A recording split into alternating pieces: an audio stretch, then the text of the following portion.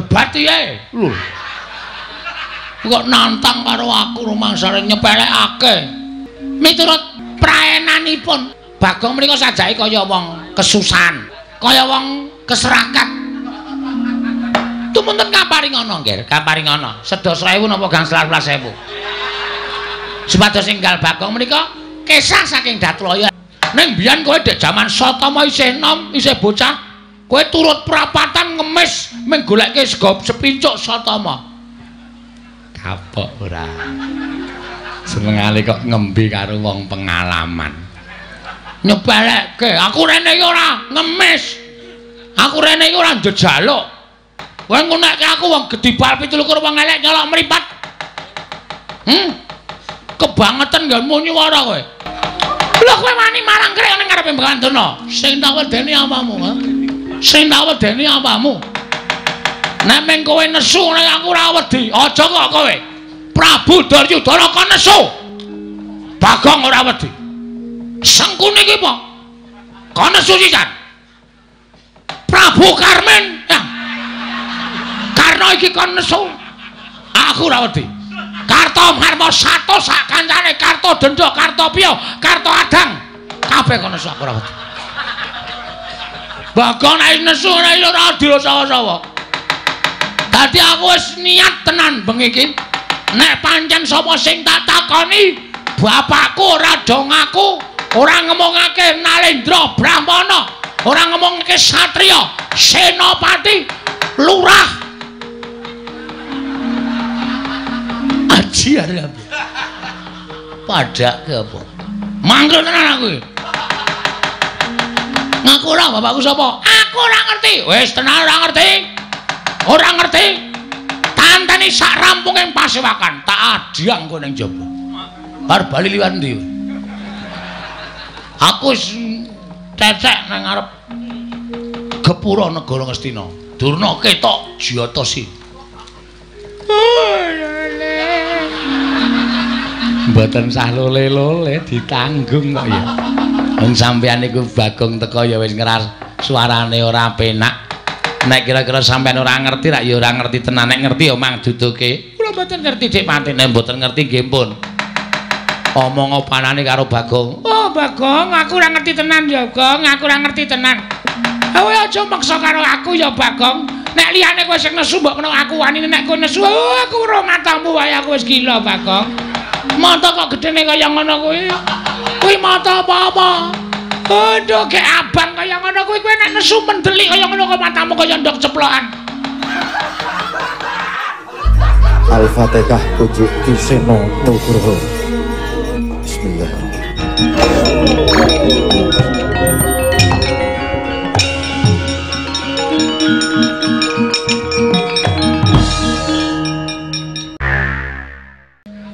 Iki kok Bagong sowan negara Ngastina. Inggih. Mbok menawi Bagong gadah wigatos nggih tumuli katimbalana. Hodana. Wonten dawuh. Mugi-mugi menika sanes impen ingkang badhe wababar dados kasunyatan. Dene sonten-sonten Bagong sampun sowan wonten negari Ngastina. Oh, katimbalana menapa wigatosipun Bagong sowan. Miturut praenanipun Bagong menika sajake kaya wong kesusahan, kaya wong keserakat. Tumunten kaparingana nggih, kaparingana. Sedos 1000 napa gangsal 11.000. Supados enggal Bagong menika kesah saking Datlaya. Ponokawan Bagong, padha raja sak praptamu Bagong ana ing negara Ngastina. Ponokawan Bagong, Nonamit pasang Kalimantabe. Dinebena ing ladune Demawaing tawang-tawang. Kepareng kula ngaturaken sembah mambekti kula njenengan. Ya Bagong tak tampa pangestuku tampanana. Lha pundi nggo jimat paripe ndayanana ing kasantosan. Sinuwun. Ya Bagong prayogakna nggonmu ngadhep. Sampun mboten kirang prayoga nggen kula ngabiyen sami kula mundur. Bagong padha raja sak praptamu. Remban, piye Bagong? Niki kula mengelek-elek. Kula mengemutke karo sampean. Aja sok kulina ngilani karo dadane wong liya, aja sok kulina ngiyas karo wong liya. ngarepa Bagong niki pasuryane ra iku ketok memelas. Ning sapa sing ngerti nek Bagong niku pancen kere. Ning ngarepa kula niku macak kere kaya ngoten. Kula niku wong desa. Wong desa niku nek sugih ra ketara. Pancen sandangane pating slawi ora karo-karuan. Nek lunga mung nganggo caping, ning lemahku nek menggo guruki ndiasmu iso. Ngandel ora. Senengane ya wis ngembe dhisik kok. Wong Bagong ki wong glelenge ora jamak kok diembe. Ngono. Sokalima didol didu karo lemahe Bagong nek nganti nggon aku kalah karo Sokalima. Sokalima kuwi sampean ora tuku. Kae ora ana sertifikate mergo kae bumi perdikan. Paringane Sinuwun Ngastina. Kowe nek ora dikai Sokalima, kowe iki ya kere, Dur. Semangkean. Apa kowe ora sadar? Apa dikira aku ora ngerti ceritamu? Kowe iki diangkat dadi gurune Kurawa Pandhawa mergo kowe pamer kabisan. Njupuk gendhaga isi Lengatala nganggo suket dom-doman terus didadekke gurune Kurawa Pandhawa. Ning biyen kowe dek jaman Satama isih enom, isih bocah, kowe turut prapatan ngemis mung golekke sego sepincuk Satama. Kapok ora. Senengane kok ngembe karo wong pengalaman. Nyepelekke, aku rene iki ora ngemis. Aku rene iki ora njejaluk.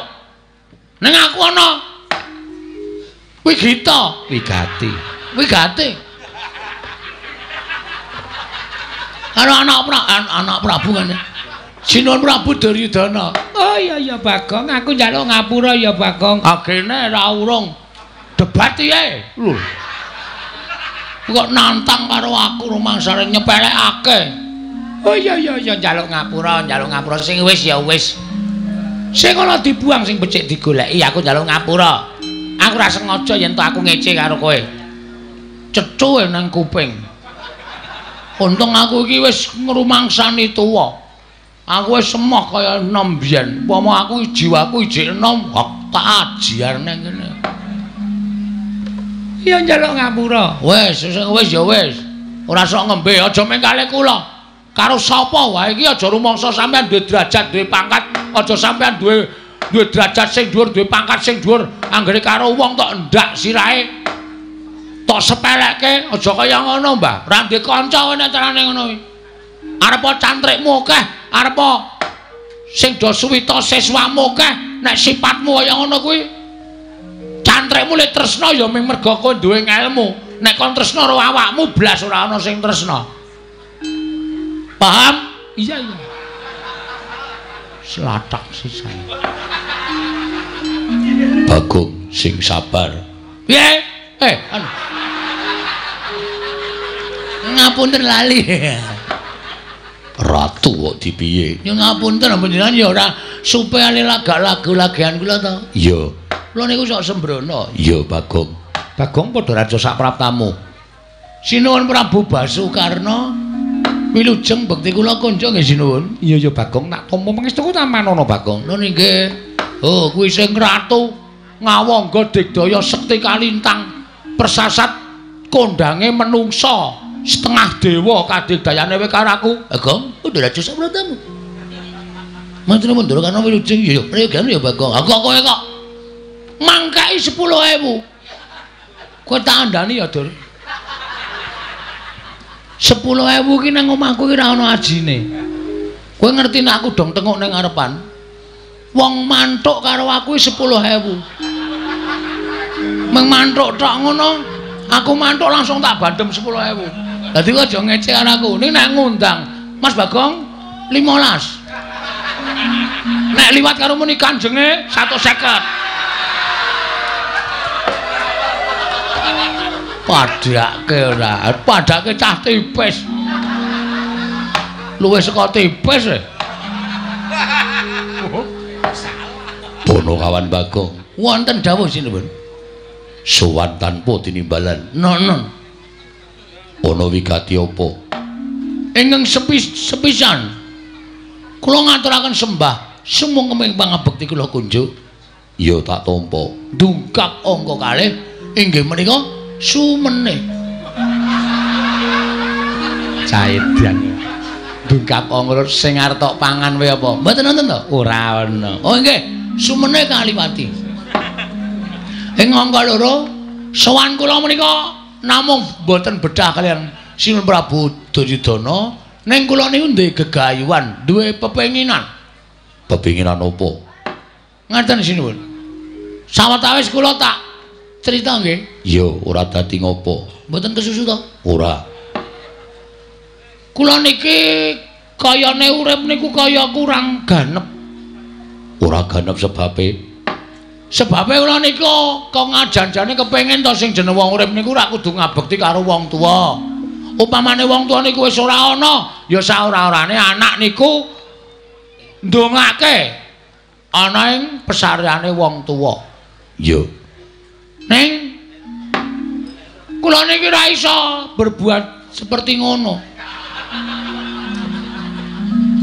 Kula ora iso kaya ngoten niku merga kula niku mboten dong. Bapak kula niku asline sapa?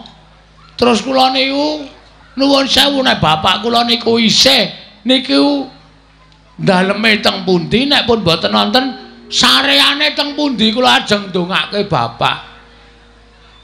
Kenapa kowe goleki bapakmu teko mapan negara Ngastina? Niki wonten sing aja-aja iku lho. Sing aja-aja iku sapa? Pria bertopeng hitam. Tegese piye? Tegese urung iso tak aturke inisiale sapa? Masih dalam rahasia. Didhawuhi supaya ngopo? Didhawuhi supaya kula niku nyuwun priksa karo Pendhita Kondang Monyor-monyor. Kalau kengrat pendhita sing pancen wis anjayang bawana inggih menika Begawan Durna. Mila kula nyuwun pamunten nggih sinuwun. Sowan kula menika mboten kan betah kaliyan panjenengan, kula betah nyuwun ngambil Durna sekedhap kemawon. Bakal mbok nggo apa? Durna ajeng kula takoni bapak kula niku sapa? Nek Durna ora iso wangsulan, Durna kula kan minggat saka negara Ngastina. Cocok aku ketoke. Nek ora ngono ndak tuman wae. Pendhita kok omongane kok marayati panas. Dipun paringaken kemawon nggih. Nggih. Lah ingaten Bawa Durna kedah sapejagung dan pun Bagong menika langkung merayogi Bawa Durna. Bawa Durna. Kula wonten dawuh nggih. Bagong sowan betah kaliyan panjenengan. Lho. Betah kaliyan kula? Inggih. Wigatosipun? Monggo dipun rembak piyambak. Kula caosi kamardikan Bawa Durna. Durnaina panalingane Ramajaring ratri. Dinenggak jangganira kapisanan.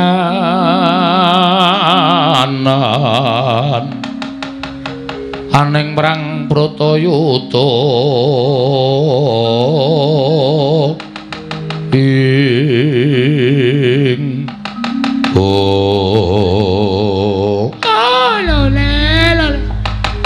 entos walu gempol manyar-manyar doneng dungkul wana dadi asas dadi wana. Bagong, nun. Ngendikane anak Prabu Duryudana kowe buta karo aku? Nggih. Butamu karo aku ngapa? Kula ajeng nyuwun prisa, Mbah. Kula niku janjane dianak-anake saka sapa lan kula niku bapak kula niku sapa? Lho, kowe iki goblok apa piye? Kowe 10-an taun nganti mangabad-abad melu karo Semar Badranaya.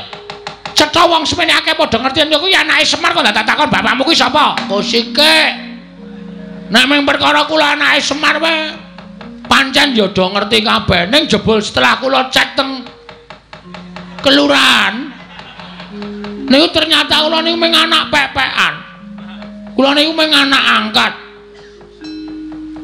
Kula niki jebul di adopsi karo Semar. Lah asline kula iki pengen goleki karo bapak. Bapak kula sapa? Nek pendhita-pendhita ngendi pertapane, nek ratu, alhamdulillah aku anak ratu. Ratu ngendi negarane? Nek satriya, satriya ngendi kasatriyane. Lah kok dadi kowe takon aku? Ajarane sampean pendhita ampuh.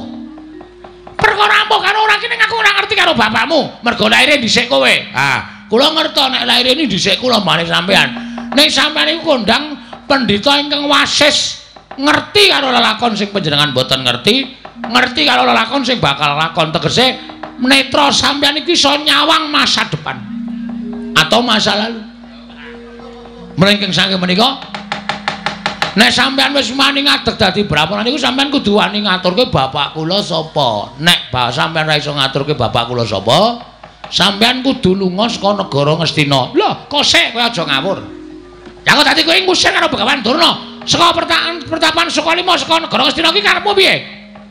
Derajatmu mung batur, derajatmu mung ponokawan kok ngusir karo Begawan Durna. Dasarmu apa? Lho, nek kula omongi dasare sampeyan mesti mengke kalah. Nggih napa mboten? Ayo Kakek kandha dasarmu apa? Ngastina iki ndek sapa? Lho, kagungane anak Prabu Duryudana. Ah, ora penemu sampean. Mergo sampean dibayar. Dibayar karo anak Prabu terus iki dibayar karo Sinten Prabu Ngastina. Tumuli sampean ngakoni nek sing duwe Ngastina niku Prabu Duryudana nek janjane ora, Mbah. Ngastina niku nggone Pandhawa. Mergo sing dadi ratu sadurunge Pandhawa utawa anak Sinuwun Prabu Duryudana menika inggih menika Prabu Pandhu Pramuka. Ngawur. Prabu Pandhu Dewayana, Prabu Pandhu Dewayana. Niku Nalendra Ngastina. Apa ta sebabe? Kok Sinuwun Prabu Pandhu kok ora maringake negara marang para Pandhawa? Sap iki sebab disingkat dadi Sap. Prabu Pandhu Dewayana dibanjut karo dewa. Dibanjut karo dewa nalika Prabu Pandhu niku nyuwun ngampil titiyane Sang Hyang Jagat Girinata inggih menika Lembu Andini dinggo titiyane Dewi Madrim. Dudu Bathik Madrim lho. Dewi Madrim.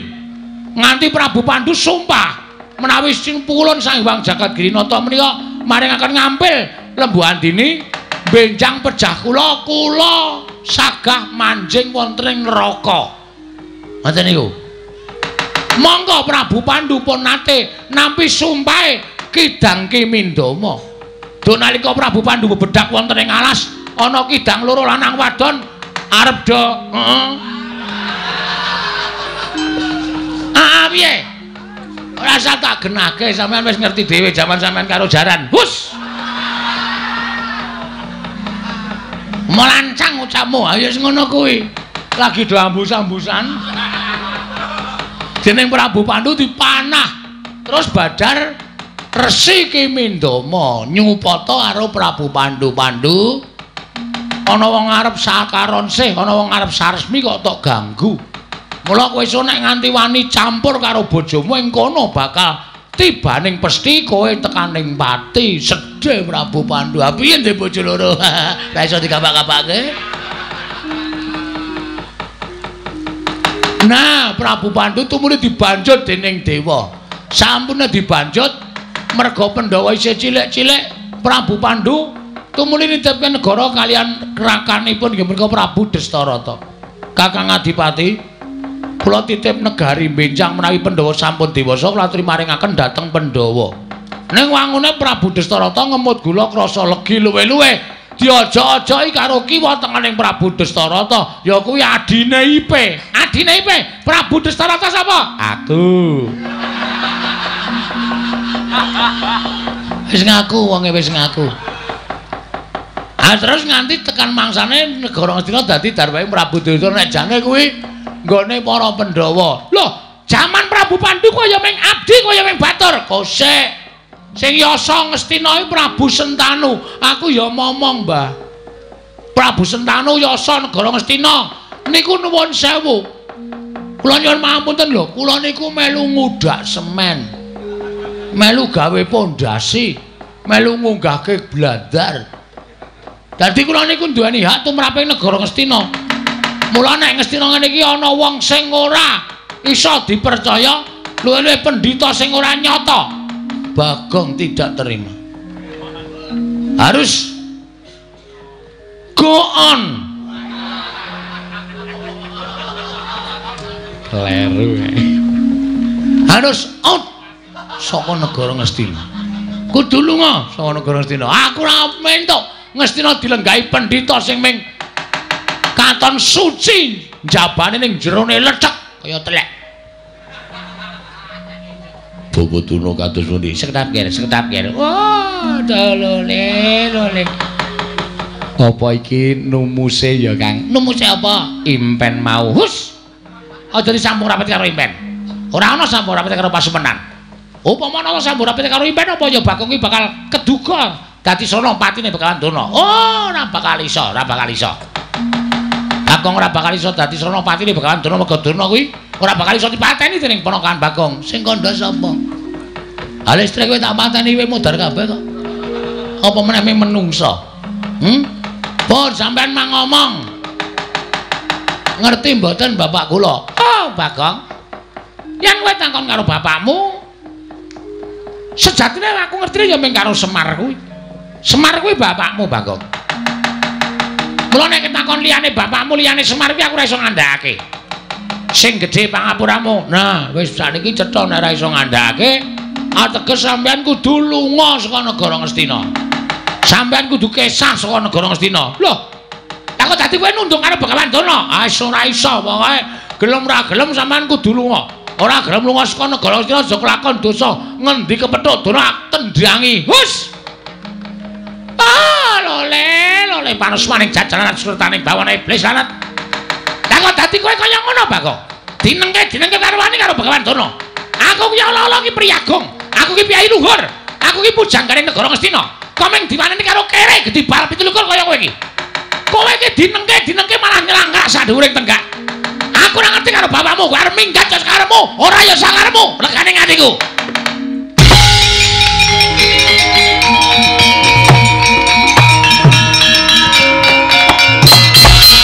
Yo, kowe kaya ngadeg. Ha wis tak obati ket mae. Kowe ngunekke aku wong gedhi bal 17 wong elek nyolok mripat. Kebangetan nggon nyuwara kowe.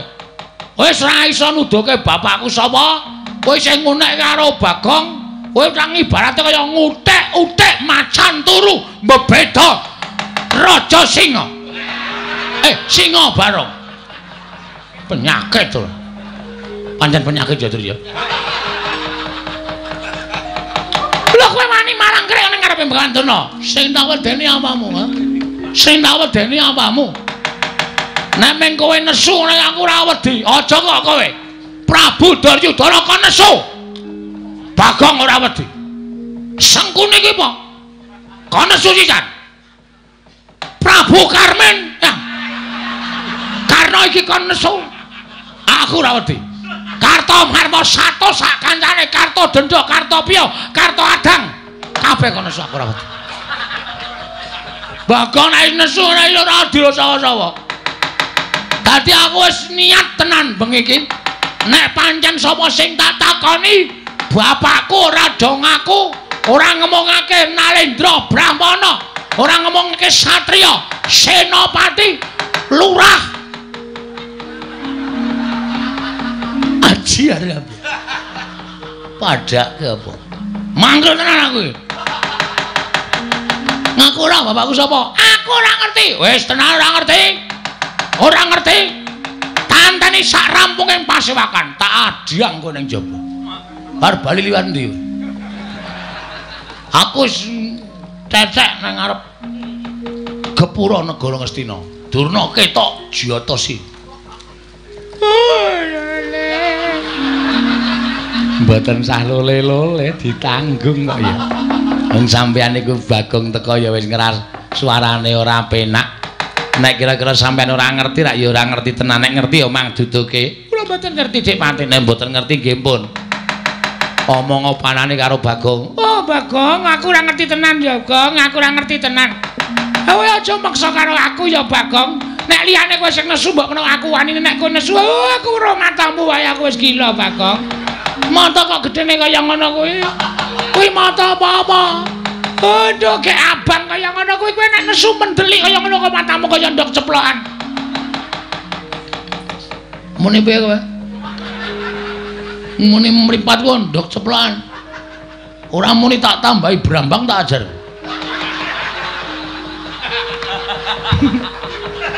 Tak ajar tenan lho. Ora nyepeleke lho. Bagong nek katokan teneng abang ini berarti malam ini dari sore sampai pagi Bagong ngerol. Tenan iki aku ora baen-baen. Ayo, pokoknya kowe kudu ngerti. Aku ora ngerti tenan, Pak. Ora ngerti tenan. Ora syarat jopo. Wah, Bagong.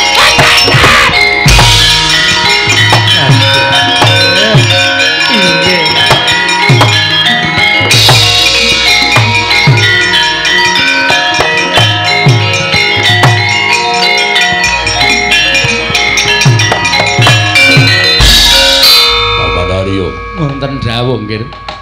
Lah ngaten cetha perlambang kang kula tampi Bawa Durna badhe nandhang kesisahan krana kula nampi werlambi tulumantar merganing pasumenan. Inggih. Menika lajeng kados pundi? Kula semanggaken dhateng paduka anak Prabu Ngastina mangkebyake para Sata Kurawa. Kon belani Bapak Durna Bagong dikroyok aja nganti cilik lara gedhe tekaning pati pujangganing negara Ngastina.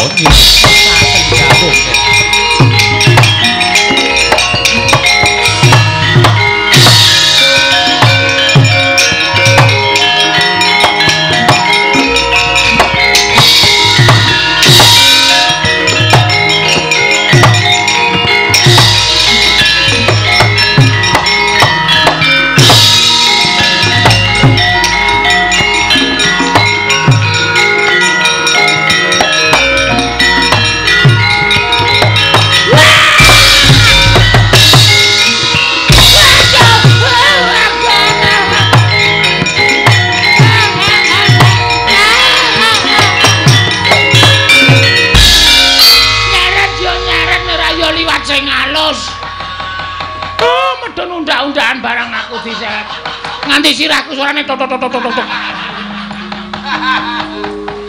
Apa ora kowe? Nyepeleke. Aku nek wis nesu ora baen-baen.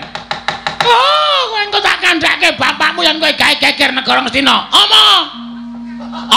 Semar tak pasung ning pawon. Ora bakal wani Semar ngelekke karo aku. Gareng wis tak ancam, Petro wis tak ancam. Truk, Reng. Ya bengi iki arep dadi lakon. Nek kowe arep ngisuh ngandhane aku kampak sirahmu. Do pucet sirahe. Mula bengi iki aku gleleng tenan. Kowe engko bakal dikeroyok dening Sata Kurawa. Piye? Keroyok dening para Sata Kurawa. Lho, Bagong rene iki ora mung ijane. Lho. Kowe nggawa kanca? Nggawa. Wong pira? Wong 5. Papat to 5, papat. Papat 5 karo aku wis pas. Arep perang par gonggong arep.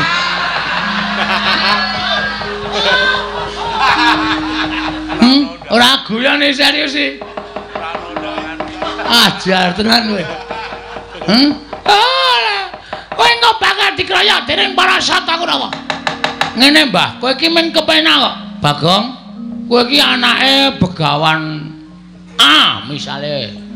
Utawa kowe iki anake Prabu B. Apa kowe iki anake Raden C. Ngono ki mengkari omong, mengkari kepenak. Mengkon ngene kok rekoso. Hah? Aku ora ngerti tenan, Bagong. Aku ora ngerti tenan. Aku ora ngerti tenan, Bagong. Aku aja tak duduk. Aku iki arep ngelapi keringet. Ora arep ngampleng karo kowe ora. Aja sumelang.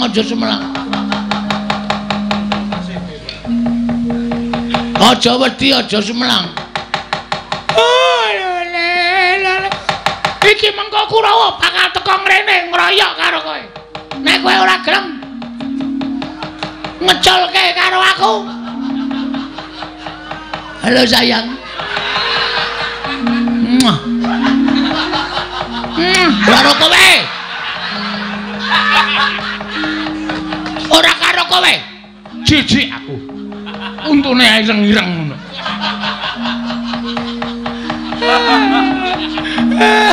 Ayo kowe mawar ngondhake Kurawa ngeroyok aku to saiki Nolea. Nolea sapa? Sapa botoku Nolea?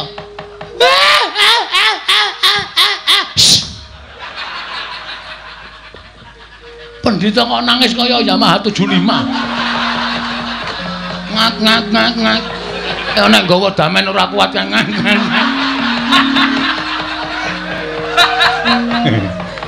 Piye, Gong? Mboten ngerti wonge. Lho, ora ngerti. Mboten ngerti jare pendhita pengpengan. Mboten ngerti kula kok dadi ora dong niku. Terus kula ngancam nek pancen ora ngerti jauh diajar ya kula seret saking Datraya. Bagus.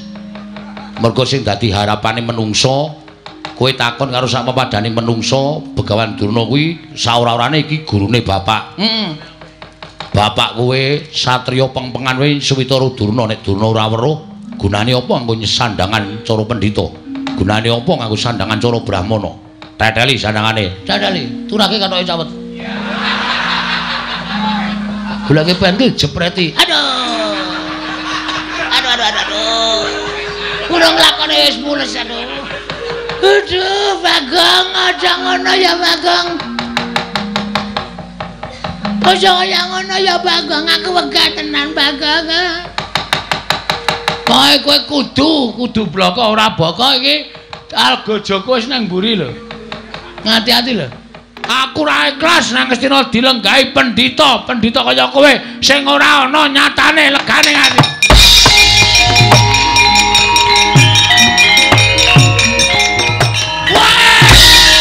Wah, ladak.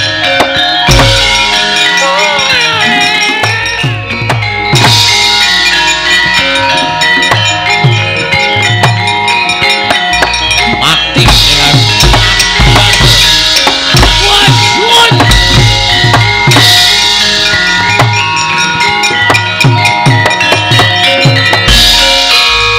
Bapak kepengul mungging ayuda kepapak bawatnya bentar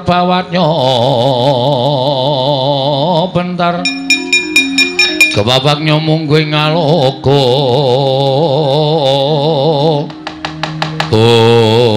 menungso ratatanan indah-indah derajatmu kedibal kowe ming Ponokawan wani gawe geger negara Ngastina malah kowe wani nyempalani karo bapa Panembanduna.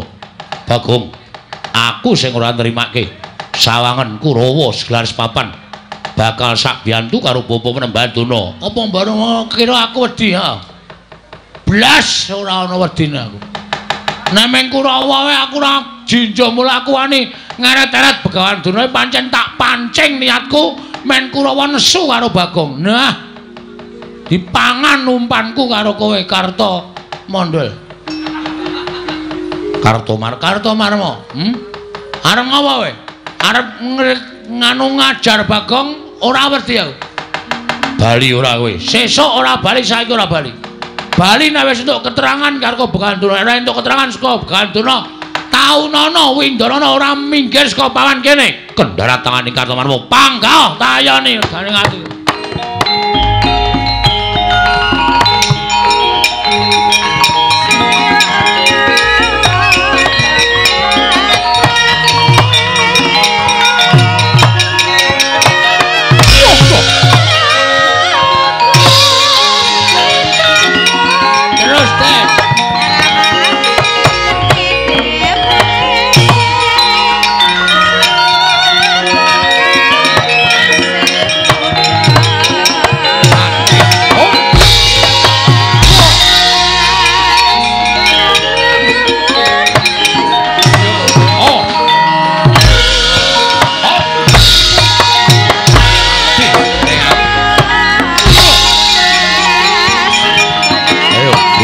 Bagong kowe Antasena.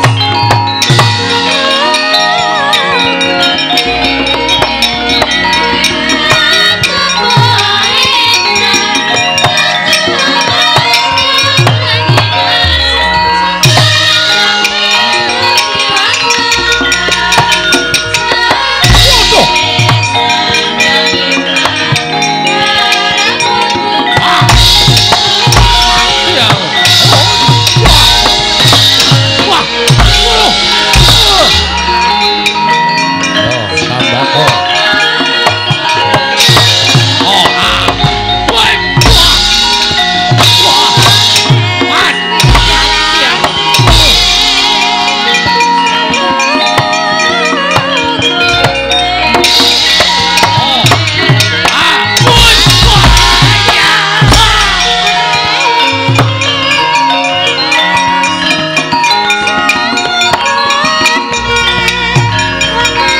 Wah.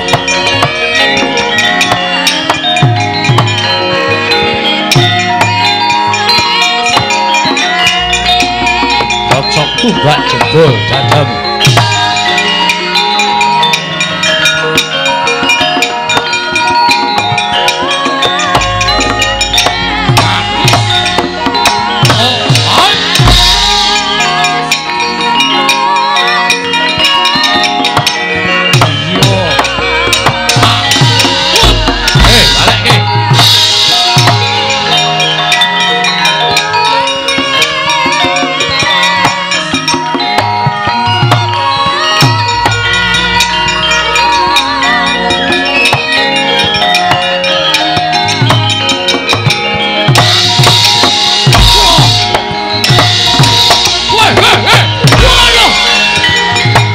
Mati aku. Wah.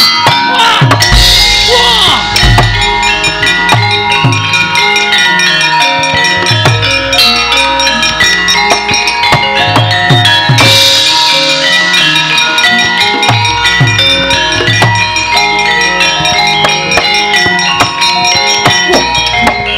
Mati he.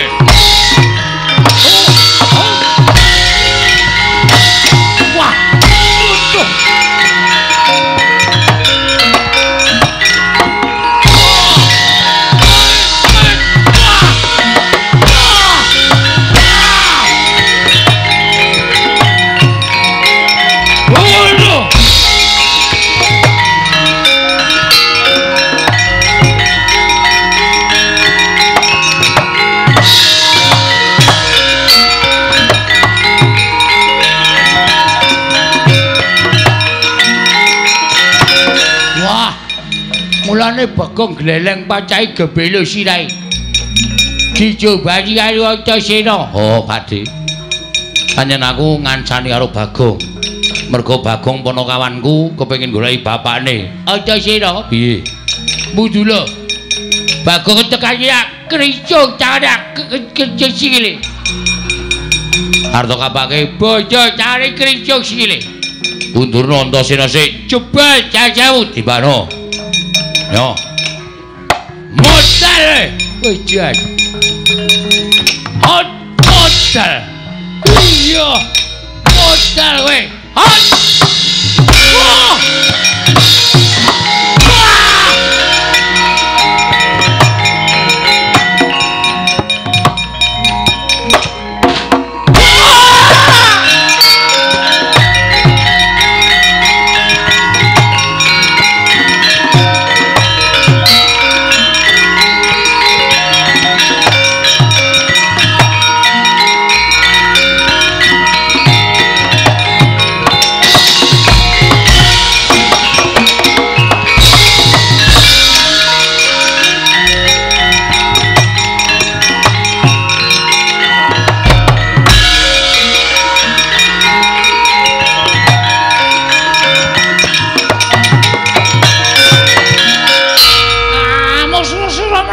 Jajah merata imbagian padha-padha. Coba Bagong. Kowe aja gawe kisruh. Negara Ngastina ayo bali begawan Durna. Ora ngerti sapa bapakmu. Mula kowe aja budhek banyu bening kahanan negara Ngastina. Kowe bali ora? Aku ora bakal bali. Tahu nono Windana ora bakal bali. Bajikur kowe ngecek aku kowe. Kowe ngecek kowe, ora ngecek. Wong gagape kok arep gleleng. Hah? Sawangan, Kartomarma, Surtayu. Kabeh mundur. Lah kok kowe wong ngomong ora cetha arep gleleng. Arep dor. Wasem.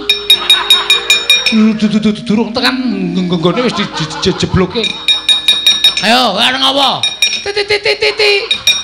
Titi bantanganku kekrakon titi njongek-krek nyawamu. Ya. Kowe iso mateni Bagong bumi langit tangkepnya. Gek diantemnya. Edan. Iki ikhlas lahir batin, ora ikhlas sebab apa-apanya. Tak jajal wong gagap ki omongane piye? Antemane piye, guys? Ayo ge omong wis. Ge omong ge ngantem wis. Kok kowe omong klerak-kleru. Kek kelakon mati dening aku nyo. Diar kowe. Agene meng kaya ngono. Aku iku lho ketiban kambil tak kandhani. Dadi nameng antemamu ora sepiro wae. Lho. Kowe rasa gleleng. Mula aku wis tak omong karo kowe to. Kowe iki nek gleleng senengane ora iso kaya ngono kuwi. Asem perang disambi golek laron. Kayane kaya eman-eman iki nek nggon aku wis tak campuri ndok. Kemanja banget. Ayo nana pancen kowe. Titik. Oh, mencok raiku barang temenan. Wah, walesen. Cici traksi. Aku walesen. Kepiye? Aku walesen kowe ora mundur mungsuh Bagong tinjungake ra nyawamu kowe. Mundur.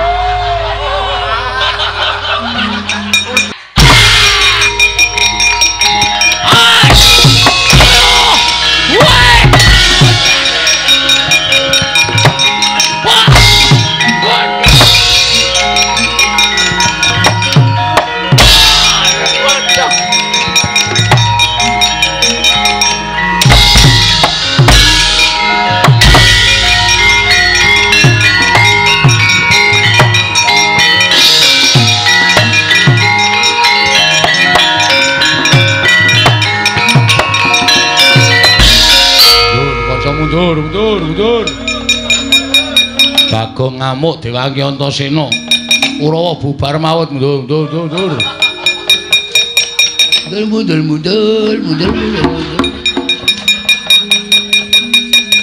Mundur. Citraksi barang ya wis perang. Pun man.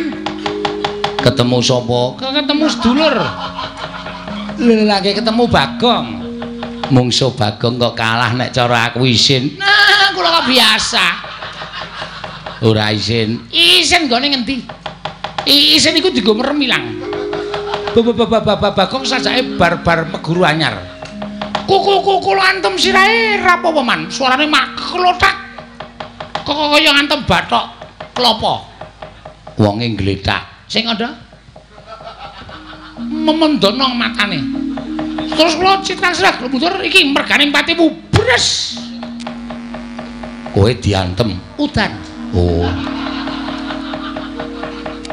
Wong edan ora candas kula digebuki bres mangkel man. Pun Cici Cilaka nek ming musuh padha satriya wae ora masalah. Nek mungsuh wong edan-edan ngoten nika Kurawa kalah isin menang ora kondang. Nggih ta? Heeh. Mumula niki sing dadi tok sumbering perkara niku Bapa Penemban Durna. Bapa Durna diwenehke kalih si sapa jenenge Bagong mawon terus mengke pripun supaya ana penyelesaian permasalahan. Iya. Neng nang dudu. Nek nganti niki mengke sesampeyan tetep ngetapke para sasata Kurawa nyenyemelangi mah. Bapak Bagong nek ngamuk medeni. Pun kula semanggaken. Piyene kancamu piye? Isih ora Kurawa? Nek isih kon maju, kon methuke Bagong. Nek Kurawa entek patihe ngene, uwek-uwek cangkeme. Aku kira melu apa-apa. Aku kira melu peperangan iki. Wis tak anggap melu kowe. Anggere Kurawa isih ngroyok Bagong titenono. Aku nek saya mangkel. Ora kok Kurawa sing tak bondo kabeh. Ning klebu ratu Ngastina melu tak bondo legane ngatiku. Weh, lah ngerti wasa.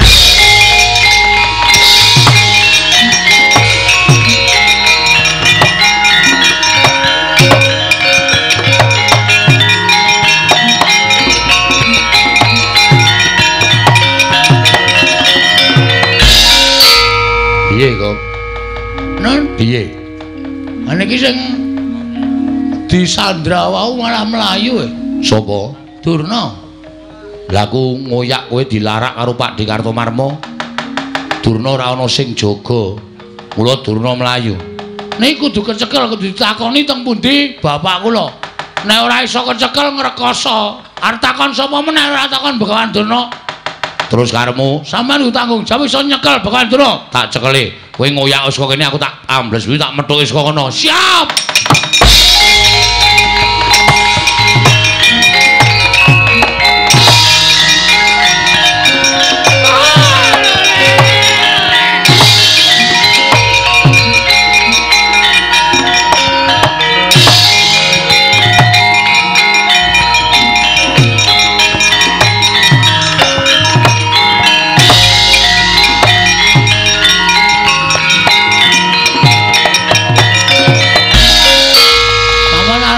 Mbah. Kula niku mung jane mung arep takon karo sampean, mawangsulan. Nek sampean ora iso wangsulan, sampean kudu lunga saka negara Ngastina. Wis niku mawon titik. Syarate mung niku mawon. Ora werna-werna. Bagong, aku kuwi ora ngerti tenan ya, Bagong. Kowe iki ya aneh kok takon karo aku, wong nyatane uripe iki dhisik kowe karo Begawan Durna kok dadi kowe takon aku. Ora ana jamal menelas aku kok ngerti karo wong tuamu ki sejatine sapa iki aku ora ngerti.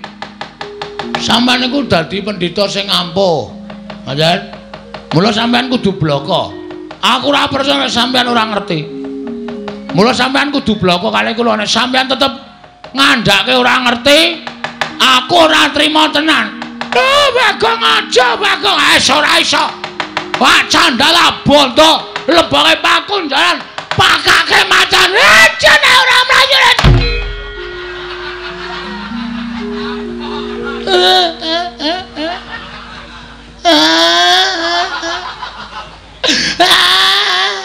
Ngopo, Mbak? Bagong, aku minta maaf. Aku njaluk ngapura. Aku ora iso ngandhake bapakmu, Bagong. Aku aja to pilara ya.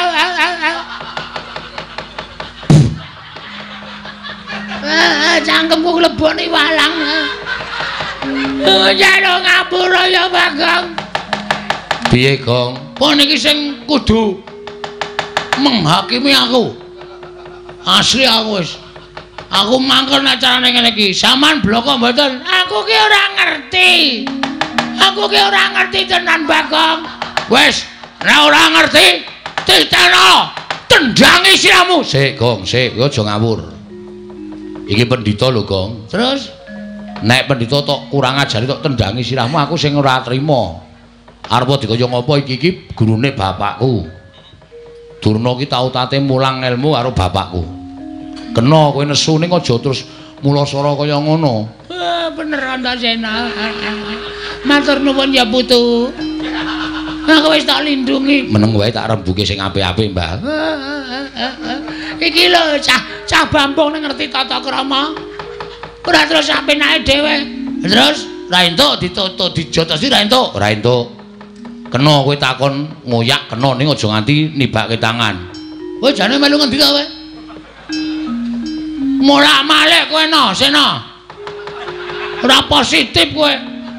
Ora grape nek carane ngono kuwi. Mau ngewangi aku saiki ngewangi Durna. Aku ngewangi Durna iki mergo Durna iki gurune bapakku. Nek kowe arep gendak sik karo Begawan Durna aku ora ngiklaske.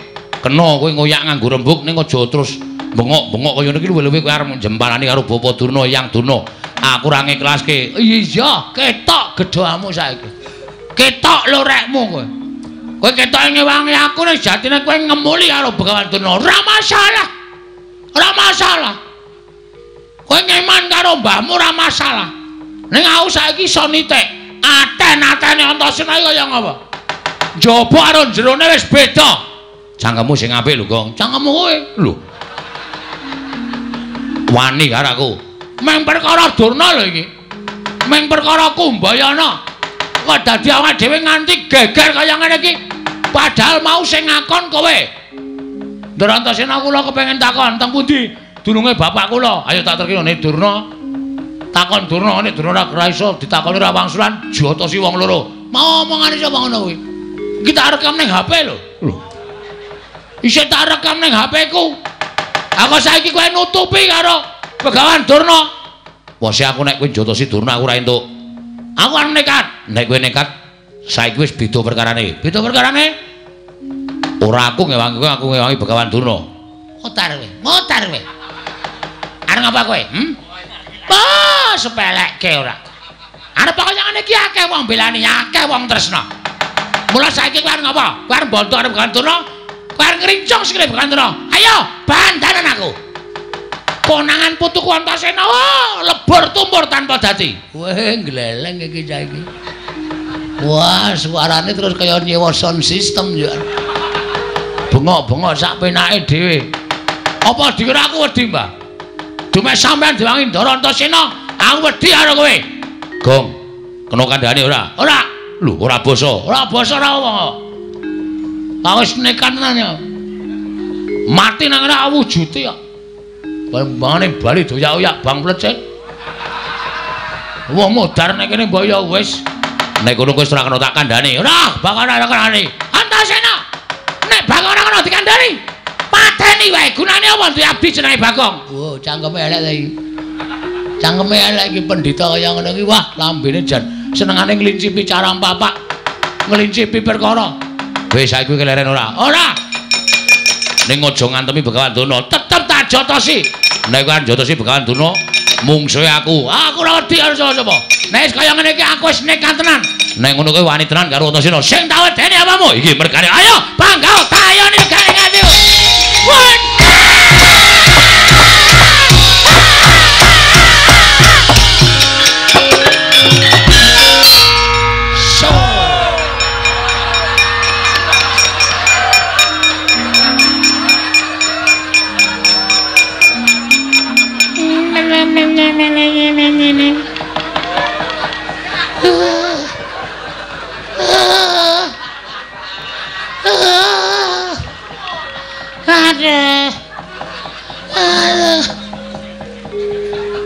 Wong kok ora hafal sandiwara.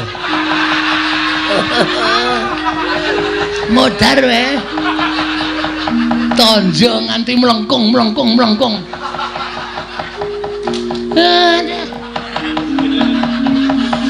De pasir.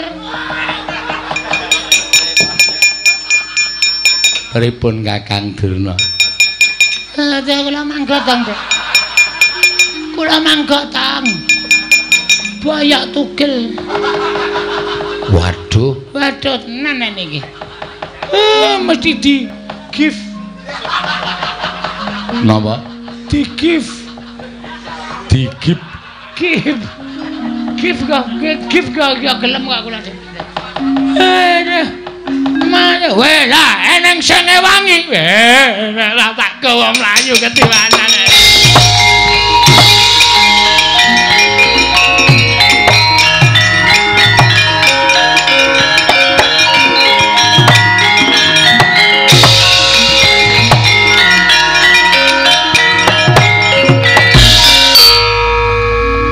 Lho kok ngerti sandiwaraku, Gong? Lho, pemain ketoprak.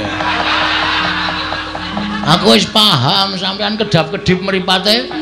Lha wis oke. Ini jak Brahman iki.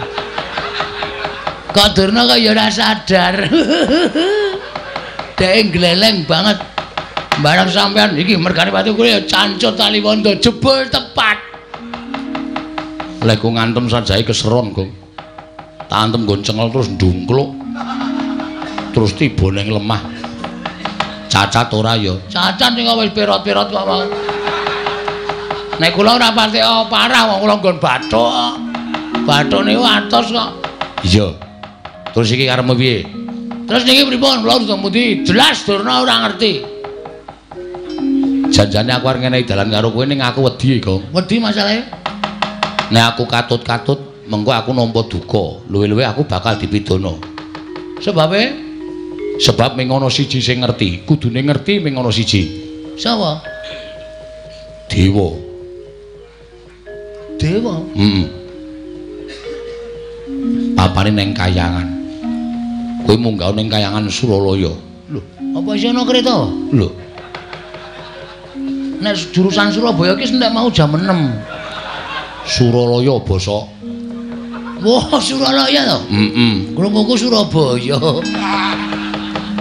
Suralaya. Terus matura Bathara Guru, bapakmu sapa? Nek Bathara Guru ora ngerti, tak bubarke murite. Lho. Murite sapa? Murite Bathara Guru. Bathara Guru ki udu guru sekolahan kuwi udu ning Bathara Guru. Oh, lho tak ketemu e. Tangane papat. Weh. Nek kosokan suwe kuwi. Lho. Kok suwe? Keleke papat e. Ndak sung. Kelek loro wis suwene ora jama-jama kok keleke papat. Kuwi kayangan ana kene takon, Bu Kulun, kula nyuwun prisa bapak kula sinten? Nek Bathara Guru ora ngerti, Amuk. kowe kok seneng banget nek ngajani aku elek kowe. Lah arep ngopo nek ora ngerti arep ngopo? Nek aku modar seneng. Iki meng titahe. Dewa kuwi wong sing nguasani kayangane.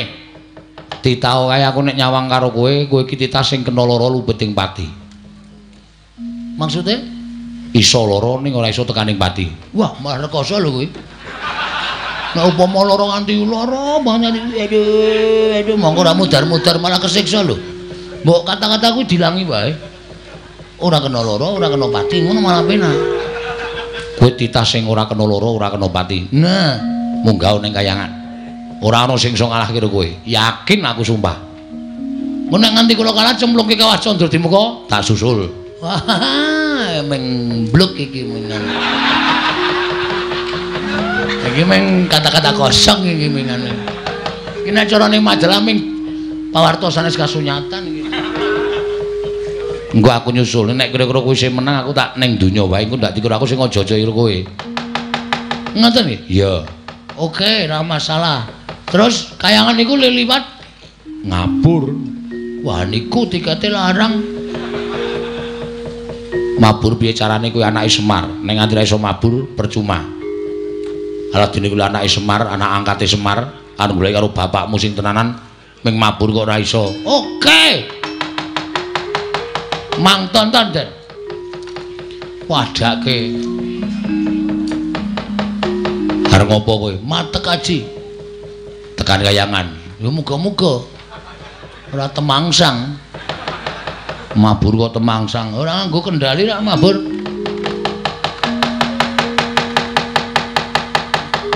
Wah, mripate merem-merem. Menengo ta iki lagi ndonga. Mah dilokke ora wis meneng. Ciripit gula batu kejepit. Ciwalang kaji koko belu dem-dem. Cing ciripit gula batu kejepit. Ciwalang kaji koko belu dem-dem. Cing ciripit gula batu kejepit. Ciwalang kaji koko gelu dem-dem. Cing ciripit gula batu kejepit. Ciwalang kaji koko belu dem-dem. Cing ciripit gula batu kejepit. Ciwalang kaji koko belu dem-dem. Misroh ta? Wis munggah e. Nelemu nganggo aji-aji kaya ngono kuwi tekan kayangan sesuk malam Minggu. Bus ngono. Ora duwe. Neng Madurana. Neng ya, Kang. Nggih. Tak suwun terus sing gawe jagat tak tendang bokomu saka kene. Aja pati-pati tiba nek ora tiba kayangan. Siap. Wis siap kula. Ya, ngati-ati ya. Oh wis.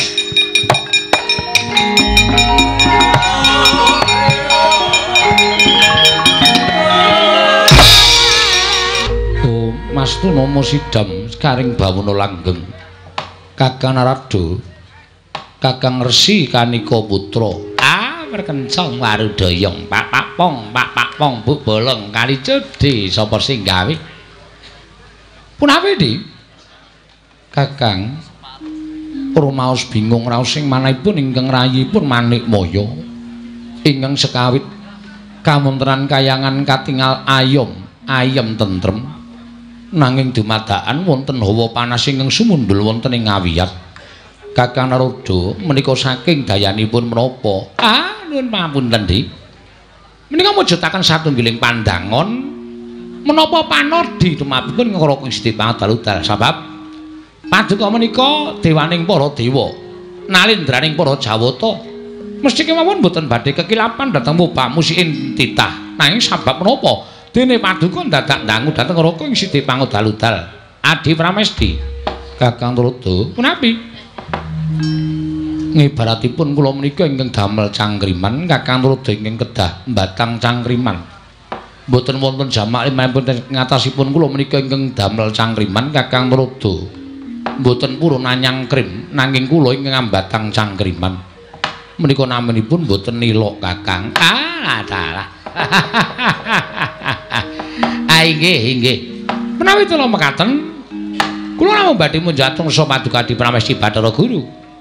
Sejatosipun kayangan menika mboten wonten lemah sangar kayu waing. Pandhita malih tinggal menawa dene wujuting satriya ingkang seleh kasatriyanipun tuwin ambrahmana menika babar pisan mboten. Namung mugi antatosna ing kawuningal. Bila jagat geger menika dipun sababaken namung tingkah lampahipun titah pujangkara ing mboten gadhahi derajat tuwin mboten badhahi kaluhuran wonten ing ngarsa Paduka Adi Pramesti Bathara Guru.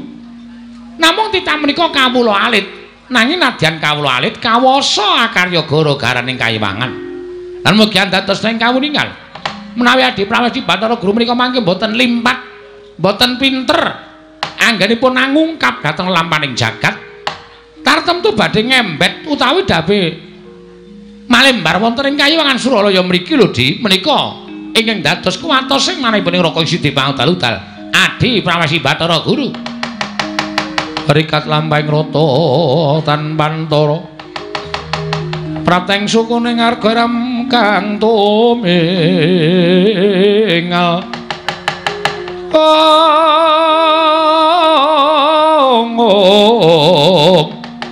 Iram kang tumingal dendeng saengga praja. Dereng ngantos paripurna Mbal Wacana. Kasara ingkang wantun minggah wonten ing Bali Martya Kundha Manik. Nenggat majanipun Lurah Semar, Lurah Bagong nyerpepeh pindha sata meterang karya kagiat kang samya mulat. Kalidhak ujaring wong daplok. Inggih menika dititah ingkang kula aturaken damel gara-gara wonten ing jagat Bagong Kakang. Nggih. Mboten kinten babar pisan teka Bagong karya gara-gara ning kayiwangan. Ing mekaten tumriki timbalan menapa wigatosipun Bagong sowan mongko tanpa tinimbalan. Ponokawan Bagong. Padha raja sak prapta kita Ponokawan. Hong ilaheng. Hus. Aku kita nganggo sebutan dewa iki piye? Karang mula pun mapan wonten ing kayangan menika kedah saged genepi dhateng tata krama. Lah ning ora kena titah ora kena nganggo hong ilaheng. Awi kena kebacut ya Pukulun. Ya terus-terus. Awi kena mangastu manana masa sidam. Pukulun Bagong kula ngaturaken sembah sungkem pangabektinipun ing abdipun Ponokawan Bagong Pukulun. Iya Bagong. Pukulun ana apa? Menawi Pukulun Bathara Guru astanipun sekawan menika nggenipun pados kaos wonten pundi Pukulun? Gak tenan ta. Iki senengane apa-apa ditakokke kok. Asal usule wong pinter ki mergo ora isin tetakon. Nggih ta Pukulun? Cobi niku nek tuku kaos menungsa lumrah, monggo tangane papat. Napa bolongan siji dinggoni wong loro? Napa mboten sesak? Dilakon. Bagong, wonten dawuh Pukulun, ulun mboyanate ngagem kaos. Mekaten Pukulun? Iya. Oh nggih. Kok astanipun ingkang kalih sedakep Pukulun? Napa sampun mati rasa? Bagong, wonten dawuh ulun ki Sang Hyang Jagat Girinata, Sang Manikmaya. Ulun ki kami tuwaning kayiwangan. Kula sampun prisa Pukulun. Pukulun anggenipun ngunjuk benjang menapa menika ngedhep teko wonten mriki. Tak tuthuk gendhelmu lho nggih. Iki dewa e. Pukulun sinten sampean? Ulun Bathara Antarada. Wah, sing sok berkencang waru dayang nek pinggir kali ngoten nika. Iya ora diyani ndak malah tekan tindi. Weh lah aku nang kene ketemu dewa-dewa ingkang wonten wingking panjenengan Ulun Bathara Indra. Woi lah. Bintang televisi. Bintang televisi iki sapa to, Indra? Dono Kasino Indra. Ora ana sing kari Indra tok. Lah nggih mulane Dono Kasino ora melu sowan mergo ora ana. Sing ana Indra tok. Bagong, wonten dawuh Pukulan? Pukulun. Pukulun. Apa wigatine dene kita sowan ning Abyantara Ulun? Pukulun. Pukulun menika satunggiling Jawata ingkang mboten ngertos rasa blas kasihan. Apa meneh iki? Bocah kok apa-apa dilokke to iki? Kena ngopo kita matur kaya mengkono? Pukulun mesakaken sapi kok didak-idak. Kuwi lembu andine titianing Sang Hyang Jagat Girinata, sapi didak-idak. Kula bae Pukulun. Mengki kula sik ngaritke. Bagong kita aja edan. Bola-bali nek bocah ndugal kewarisan. Nggih Pukulun, apa wigatine? Sepisan kula ngaturaken sembah pangabekti kanja wonten ngarsa paduka Pikulun Sang Hyang Jagat Dunia.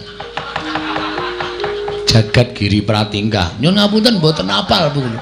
Jagat Giri Pratingkah. Ulun tampa pangestu ulun tampanana. Kula pundi nggo jemet paripe. Mugi anadosna engkau napa katentremaning manah kula Pukulun. Iya Bagong. Dene dukap ing ngangka loro. Pukulun panjenengan menika sesembahanipun para titah wonten ing ingkang gesang wonten ing Madyapada. Sedaya para titah menyembah lan paduka Pukulun. Mboten wonten ingkang mboten nyembah lan panjenengan. Mula panjenengan menika satunggiling dewa ingkang mangertos dhateng mobah musik ing titah. Pukulun. Berarti sampean sok ngertos nek kula dong kalih bojo kula. Mboya Bagong. Nun mboya. Mbois kok mboya. Mboya iki ora. Wah, ya ora ngerti kok. Tak kira nek mbois. Ing ngangkat 3 sejatosipun manah kula menika menangis Pukulun. Ati kula menika nangis. Sebab menapa? Kula menika mboten nate tepung kalian tiyang sepuh kula. Bagong, apa? Wis basa wonten dawuh. Kita iki piye kok dadak nangis ati kita? Wong wis ditetepke kita kuwi anake Semar. Bong. Kamu tukang bohong. Malah nyanyi barang. Kita kuwi anake Semar. Dudu. Semar ki meng bapak angkat junjung. Semar ki bapakku Pupon. Ngoten. Dadi asline kula niku anane Bagong urip ana ngalam padang, mesti eneng sing anak-anake. Ra mungkin menungsa kok mlethek saka watu. Ra mungkin. Ra mungkin kula kok tiba-tiba wonten druk langsung teng rumah bersalin tanpa ana simbok. Ra mungkin kula niku diciptake saking tumindake bapak kalih simbok. Mula kula ajeng takon bapak kula sejatosipun menika sinten Pukulun? Bagong, dalem ulun critani. Waduh suwe iki. Mbuya. Ulun tak crita kelawan jeneng kita. Kita kuwi sayekti mbuya dianak-anakake. Sabab ngerti yo. Kita kuwi asale saka ayang-ayangane Kakang Ismaya. Nalika semono jeneng kita kuwi dudu Bagong nanging Gombak. Ombak. Gombak dengkulmu kuwi ora. Satemene kita kuwi tuwa dhewe tinimbang Petruk karo Garing. Nanging gandeng kabeh mau pinesti kita tumuli dadi nom. Sing dituwake Garing karo Petruk. Ning sejatine kita kuwi asale saka ayang-ayangane Semar. Mula yen to kita goleki kelawan wong atuwa kita ora bakal ana. Ngono Bagong critane. Kok kaya meng dapusi ta ya? Ora mungkin wong kok digawe saka ayang-ayangane Semar atene ayang-ayangku dhewe tak gawe wong wedok ayu. terus tak pek dhewe. Sampeyan ampun ngayarawa. Ampun ngayara. Ampun gawe cerita sing ora nyata. Niki kula wis tekan sirah lho emosi kula. Kula bar ngamuk teng Ngastina. Durna bar tak palu sirahe. Niki kula munggah teng kayangan wigatine nyuwun priksa kalih sinuwun pukulan Bathara Guru. Bapak kula sapa? Kula omong namung wangsulane Bagong, kowe dumadi saka ayang-ayangane sampean. Kita kuwi ora dianakake lan kita kuwi ora dikandhut dening suwijining wong wadon. Emahku padake cah cilik.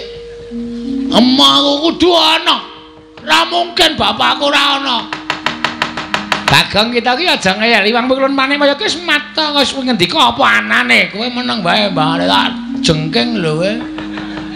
Meneng wae. Sing dadi ratu ning dewa sapa? Iwang Pilun Bathara Guru. Ha wis.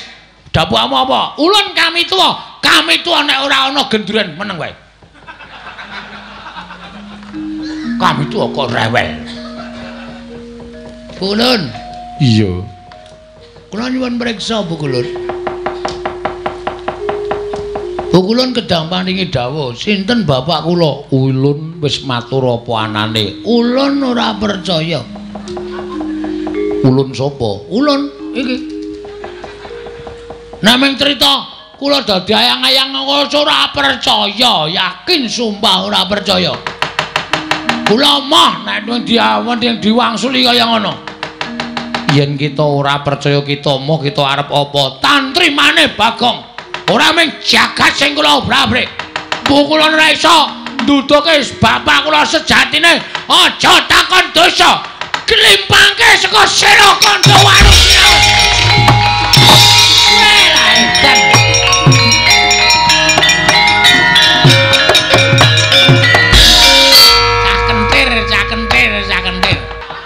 Kuwi ra malah kurang ajar ta kuwi.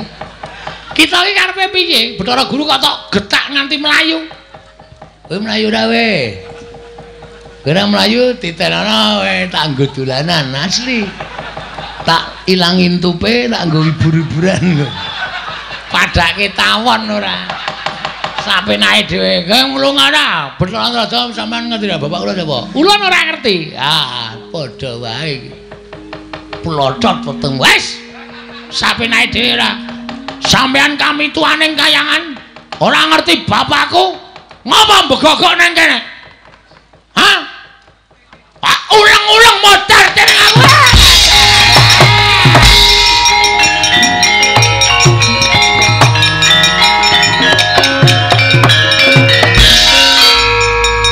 Bagong, wong kang kaya kowe padha karo wani marang kadewatan. Iki putrane Bathara Guru ngangka catur Bathara Indra ingkang bakal bondo lawan kowe. Yen perlu tak lebokke ning kawah Candra Dimuka. Kowe sing tak lebokke ning lemari es.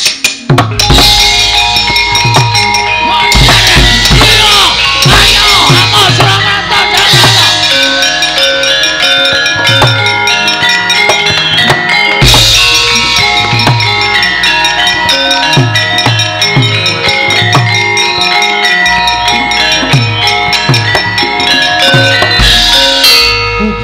Dewa-dewa gleleng tenan Bagong bengi iki. Dewae kalah karo aku. Bathara Guru tak getak langsung melayu saka Sela Kandha Waru Binangun. Bathara Antrada ndelik Indra numpak mobil jeep langsung lunga. Apamu kapan? Kayangan sepi banget iki. Piye iki? Sewu-sewu kalampatanipun ingkang rayi tadah wadana. Dene sawetawis paduka Kanjeng Koko Prabu kepareng lenggah wonten ing Praja Ngamarta. Nanging dereng nampi dhateng aturipun ingkang rayi Ngamarta. Ih, mboten dados menapa Yayi mbok menawi wonten bab ingkang kapenggalih dening paduka Yayi Prabu saengga jengandika supe anggen paduka sampun kepareng lenggah dampar negari Ngamarta. Koko Prabu kasinggihan mekaten. Kresna kakangku aku ngaturake basaku. Iya Dimas Werku durung tak tampa. Pangestunipun Kakang Tampanana. Koko Prabu kula ngaturaken bekti kula kunjuk. Arjuna tak tampa. Pangestunipun Kakang Namanono Janaka. Kula pun dinggo jimat paripe dayanana ing kasantosan. Kula ngaturaken bekti nggih Den. Iya Kakang Semar Ndatama. Pangestuku Namanono Kakang. Kula tampi ndadosaken jimat. Ora kaya adat sabening Kakang Nayantaka. Katon cawus guwayamu rengu pasuryaning Kakang Semar. Ana wigati apa Kakang Nayantaka? Kula nyuwun pangapunten. Estunipun badhe wonten atur ing kula unjukaken Somaduka Sang Nata. Kakang Semar Darpi atur apa? Mugi ndadosna ing kawuningan. Mbok menawi menika sanes bab ingkang wigati tumraping pepunden kula Pandhawa. Nanging wigati tumraping Semar. Lire kepiye dene Kakang Nayantaka paring dawuh ing mengkono? Den. Anak kula Bagong nilar griyanipun. Mongko niki wau mboten tumut gara-gara. Namung anak kula Petruk kalih Gareng. Kula wis takon sanak kadang tangga tepalih ewadene jarene mboten wonten ingkang ngerti wonten pundi papandunungipun anak kula Bagong. Nggih ming namung aturuni ngoke mawon mbok menawi sakwanci-wanci anak kula dipun kersakaken utawi badhe dipun dawuhi menapa kemawon. Sakmenika nembe mboten wonten tegesipun mboten nderek sowan wonten negari Ngamarta Ndara. Lho kita linuting ngitung kadung kadereng hamomong memangun manah rahayu ing ukulun. Kula ngaturaken sembah pangabekti kula kunjuk. Iya Puntadewa Luntompa. Kula ngaturaken sembah pangabekti kula kunjuk. Iya Kresna Luntompa. Guru Hageku ngaturke sembah. Werkudara Luntompa. Kula ngaturaken sembah. Iya Arjuna Luntompa. Guru kowe do slamet to. Pangestunipun Kakang Ismaya wilujeng. Wonten menapa pukulun dene sumengko tindak paduka ewang adi pukulun. Menawi kepareng kawedhar dhateng ingkang wayahipun Puntadewa kepareng kula cemadhong dawuh. Puntadewa yektine prapta ulunana ing negara Ngamarta sayekti mung bakal paring pangandikan kelawan para Pandhawa utamane kelawan panjenenganipun Kakang Ismaya. Lah kok kaya wigati banget ngopo Guru? Mugi ndadosna ing kawuningan menapa Kakang Semar mboten rumaos kecalan dhateng ingkang putra. Iki mau aku lagi wae matur nek Bagong pancen lunga saka bale wismane lunga saka omahe. Mugi ndadosna ing kawuningan Kakang Semar. Kakang Badranaya Kakang Ismaya. Bagong sakmangke dados parang muka wonten ing kayiwangan. Piyambakipun amutah dhateng ingkang abdi utawi ingkang rayipun Bathara Guru. Nyuwun priksa dhateng tiyang sepuhipun. Monggo nyatanipun sampun kula paringi priksa. Ewadene Bagong mboten pitados malah sak mangke mutha-mutha dhateng kula ngoyak-oyak dhateng kula Kakang Semar. Pancen menungsa ratatanan. Gawe wirang.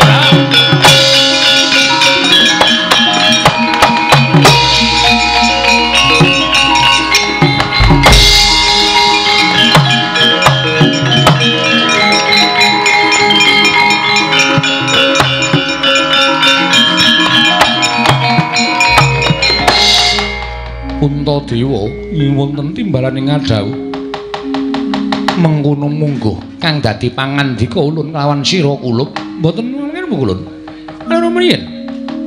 Lah kok teka Bagong malah samangke dados geger wonten ing kayiwangan ngantos paduka Ewang Adi ulun keplajar saking kayiwangan. Kresna ulun jaluk tulung ndakno kamur kaning Bagong aja gawe isi ning kayiwangan. Mongso boronggon kita mulbawasa kelawan Ponokawan Bagong nok ngestaken dawuh kula nyuwun pamit Bu Kulun kepareng lenggah langrumiyin wonten negari Ngamarta. Iya Narayana ulun kang bakal lenggah sawetara ning negara Ngamarta Kresna.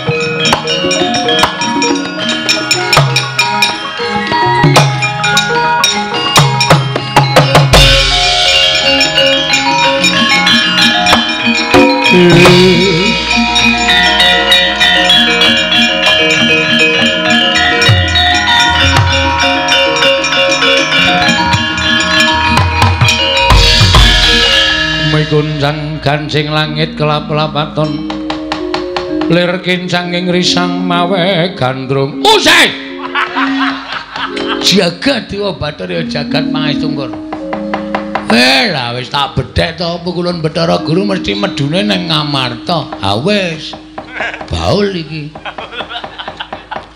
nang nganti ketemu karo pepundhen-pepundhenku Pandhawa mesti aku didukani mergo aku wis wani gawe geger kayangan Suralaya wis kalah cacak menang cacak ngibarate kaya nyemplung kali wis tekan tengah ming kari golek watu tumuli ndodok ya maju terus mundur ya terus sapa sing kira-kira meparangi karepku nggonku takon karo Iwang Pikulun Manemaya ora mawas pepundhen ora mawas sapa-sapa rawe rantas marang bakal raputung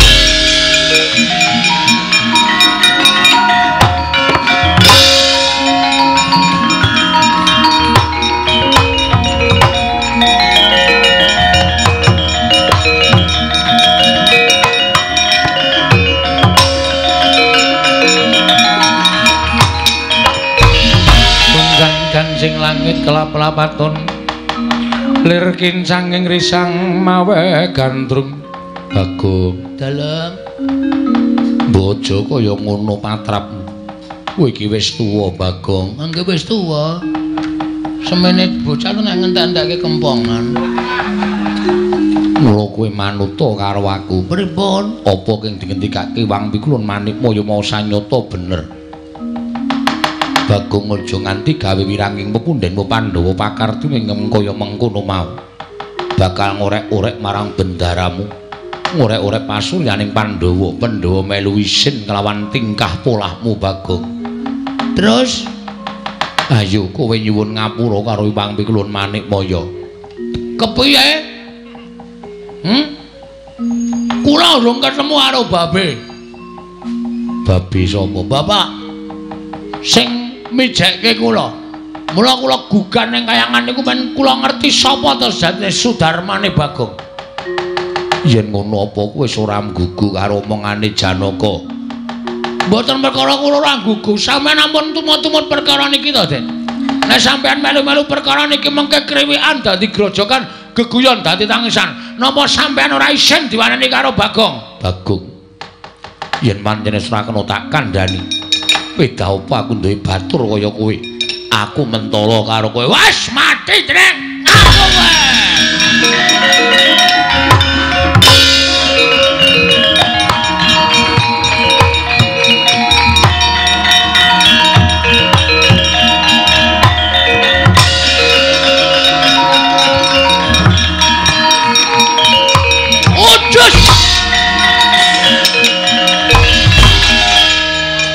Iki pemaine bal-balan. Main bal-balan dasmu. Apa-apa ditendang, apa-apa ditendang. Kena kandhani ora kowe? Hah? Kena kandhani ora? Kula gelem dikandhani nek waton Bathara Guru ngendikake bapakku iki omahe kene isih urip apa wis mati. Nek ora ana sing ngandhake kula ngamuk sak ngamuk-ngamuke. Ora nyawang Pandhawa, ora nyawang sapa-sapa. Tamu kabeh. Wah.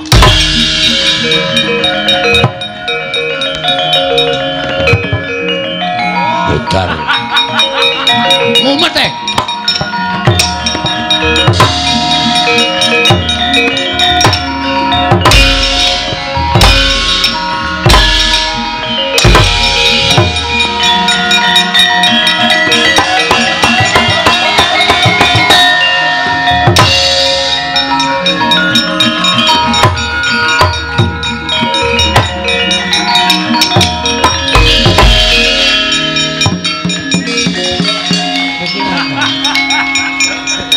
Gamane wis mandeg barang kok isih begijigan.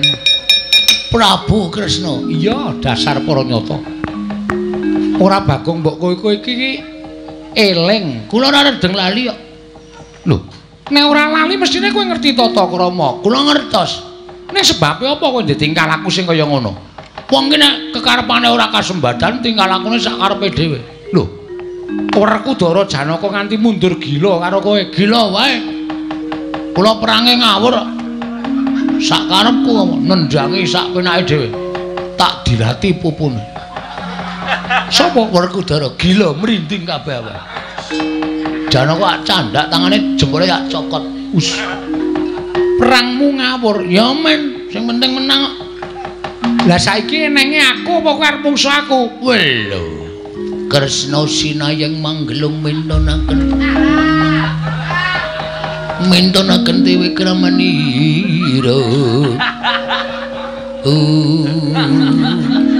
Ora guyu, aku ora guyu. Lah sapa sing ora guyu weruh kelakuanmu kaya ngono kuwi lho. Kowe iki nganggo training ora krasa nggon lakang suwek bareng. Mula kok tanggo mlayu kok sorane tuk-tuk. Ben, arep suwek kabeh mbok Ben. Ora lega senengane ku nek nganti ora ketemu karo bapakku. Wani karo aku. Sing tak wedeni apamu? Wani tenan, mati dening aku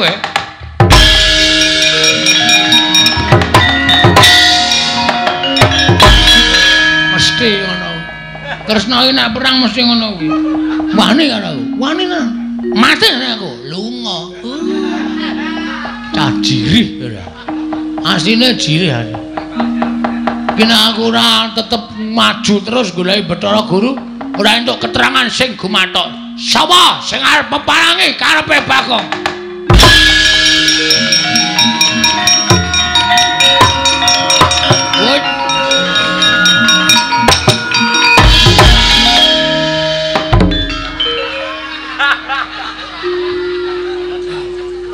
Ketemu dukuwe.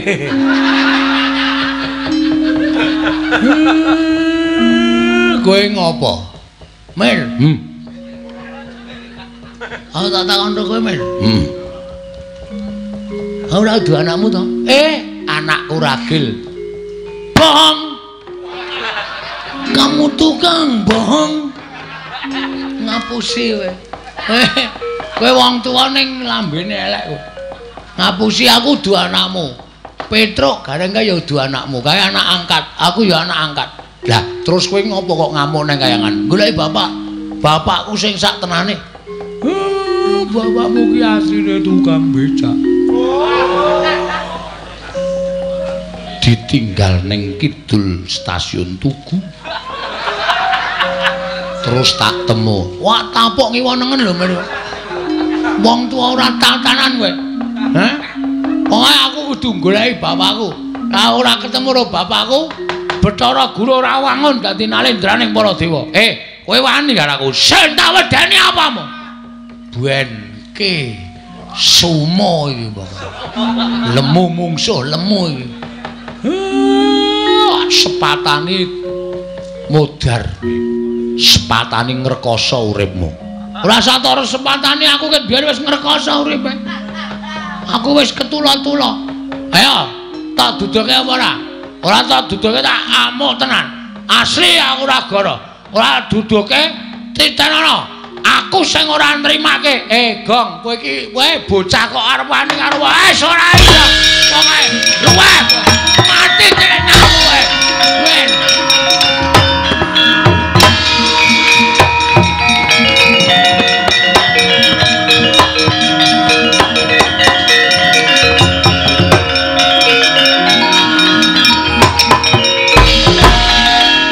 Kok kaya ora sebaene. Kaya wis lali Purwadasena, pancen ya niate tenan. Gone kepengin ngerti karo wong tuane. Ya wis, iki nek ora tak aturke wong pikulun padha menang ora rampung.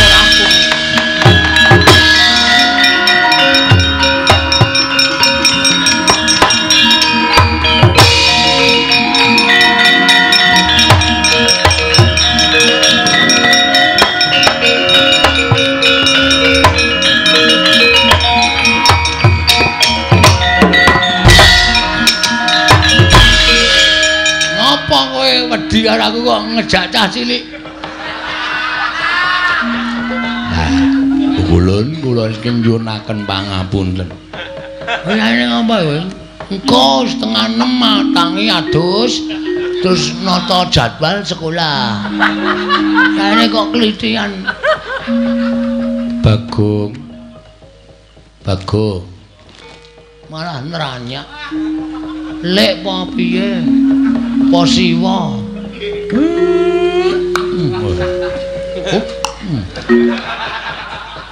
Kowe ngerti iki sapa iki? Sapa ya? Bukulun Sang Hyang Menang. Hah? Bukulun Sang Hyang Menang. Aduh, Bukulun. Kula nyuwun pangapunten Bukulun.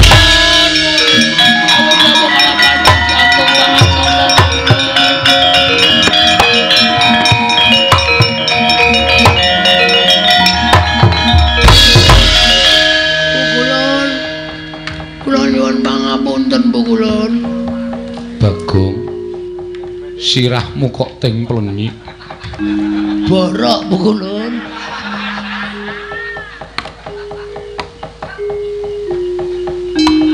Oh, dilapke cangkem Bukulun. Iya.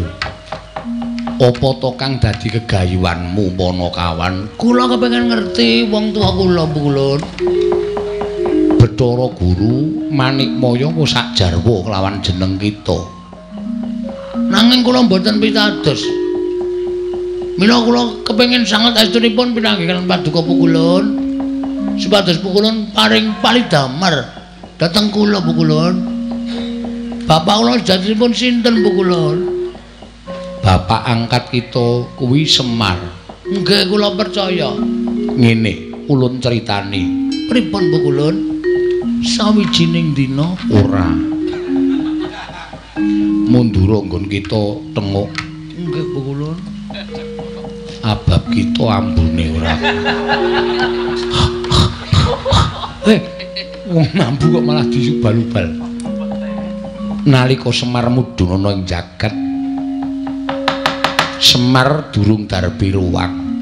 Tumuli Semar sowan maneh marang Kayiwangan. Nalika semono pancen ingkang nampa dudu kok Manikmaya, nanging wong atuwaning Semar ya kuwi eyang kita. Eyang kula? Iya. Sang Hyang Tunggal. Sang Hyang Bathara Tunggal Bukulun. Iya.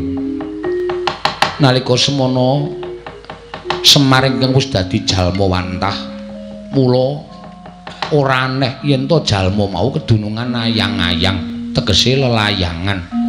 Layang kangen dudu. Lelayangan menungso.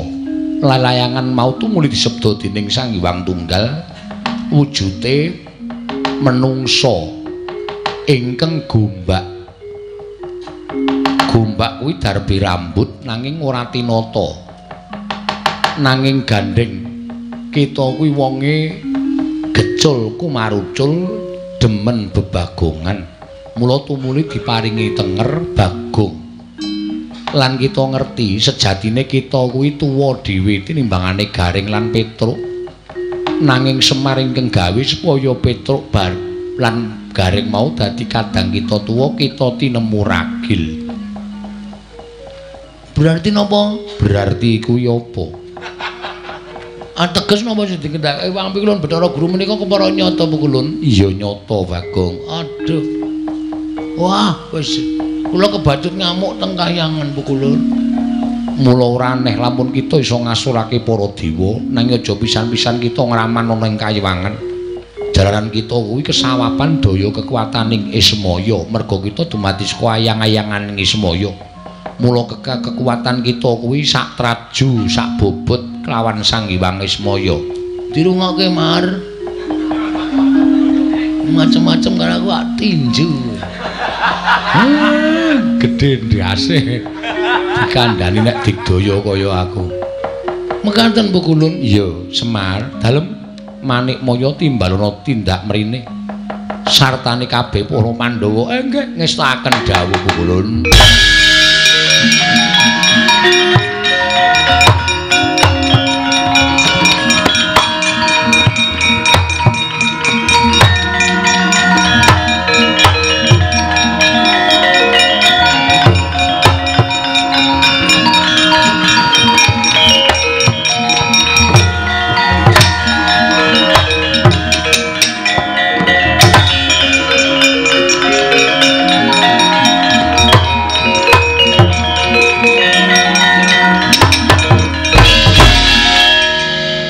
kaya apa ceblenge nang.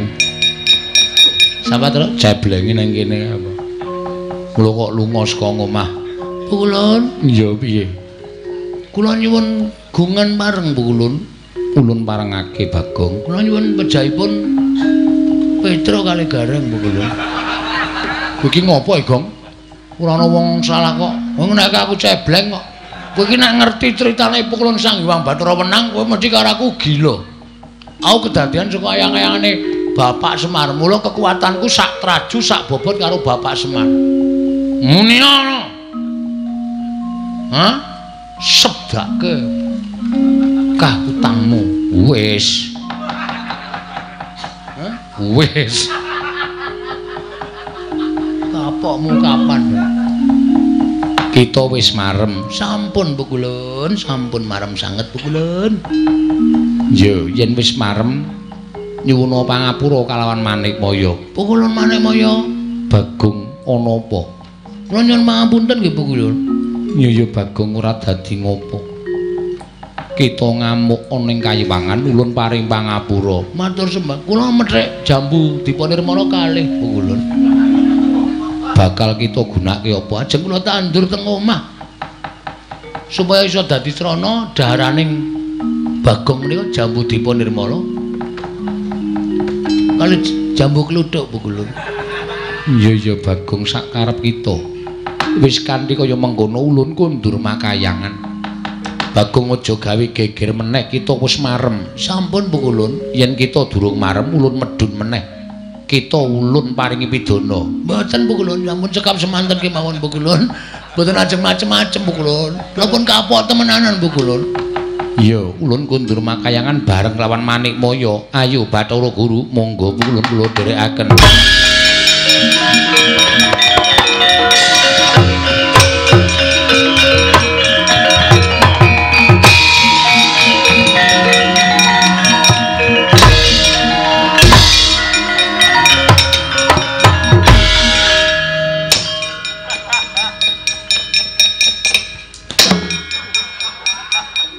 Iki dong apa ya?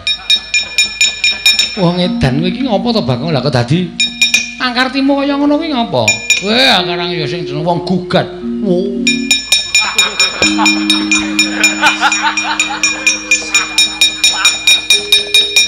Lah nek men kepengin ngerti bapak kula saha jebul asline bapak kula ya niki. Iya.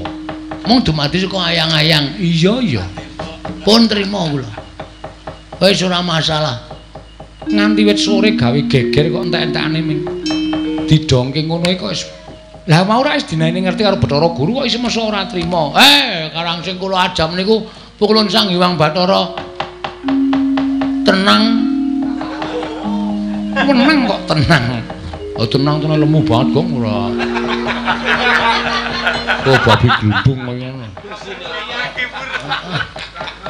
iya mugi-mugi sedaya kali sing sambikala. Kula sampun ngestokaken dawuh. Bagong pun padhang pikire mugi-mugi sesuk ora gawe masalah melih. Nggih, Pukulun maca. Nggih, Bapak Semar.